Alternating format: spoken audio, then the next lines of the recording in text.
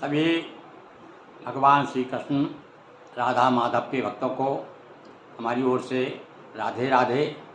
एक सज्जन ने हमसे प्रश्न किया कि गुरुजी बताइए, राधा का रामावतार की श्री सीता जी ने श्री कृष्ण अवतार में राधा का रूप धारण किया या रुक्मणी का किया। एक शंका दी है। इस शंका का समाधान के लिए हमने फिर ढूंढा तो देखिए, गोरखपुर से 2019 में ये विशेषांक निकला है, राधा माधव विशेषांक। इसमें शंका का निवारण किया है कि जो रामावतार में सीता जी थी, उनका अवतार दूसरे द्वापर युग में वो राधा के रूप में थी कि रुक्मणी के रूप में थी, उनका अवतार है। उसके बारे में लोगों ने प्रश्न किया है, उसका समाधान इसमें दिया है। मैं आपको पढ़कर सुनाता हूँ, देखिए। रामावतार की श्री सीता जी ने श्री कृष्णावतार में राधा का रूप धारण किया या रुक्मणी का।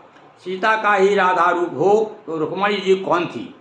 अब यह प्रश्न किया कि यदि सीता राधा थी तो फिर रुक्मणी कौन थी, और रुक्मणी यदि राधा है तो सीता कौन, राधा कौन है?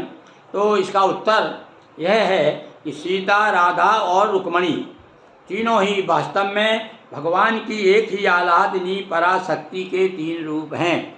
फिर से सुनिए, सीता, राधा, रुक्मणी तीनों ही वास्तव में भगवान की एक ही आह्लादिनी पराशक्ति के तीन रूप हैं। यह आदि शक्ति ही रामावतार में श्री सीता है, श्री कृष्ण अवतार के ब्रजमंडल में श्री राधा है और द्वारका में श्री रुक्मणी। ब्रह्मवैवर्त पुराण में कृष्ण जन्म खंड अध्याय 126 में भगवान श्री कृष्ण ने श्री राधा जी से स्पष्ट कहा है। क्या कहा है भगवान ने? यथा त्वं राधिका देवी गोलोके गोकुले तथा, अर्थात हे राधे, तुम समान रूप से गोलोक और गोकुल ब्रज में श्री राधा हो। फिर से सुनिए, ये कहाँ का उदाहरण दे रहे हैं यहाँ पर?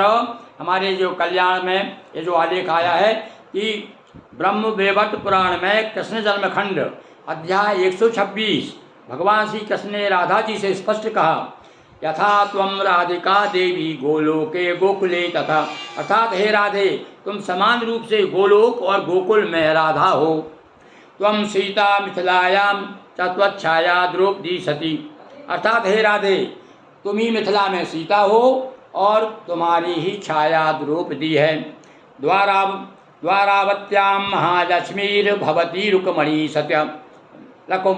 फिर तो सुनिए, द्वारवत्यां महालक्ष्मीर्भवती रुक्मणी सती, अर्थात द्वारका में तुम्ही महालक्ष्मी रूपा रुक्मणी हो। रावणेन हृता त्वं च रामस्य कामिनी, तुमको ही रावण ने हरण किया था, तुम ही श्री राम की प्रिय कामिनी सीता हो।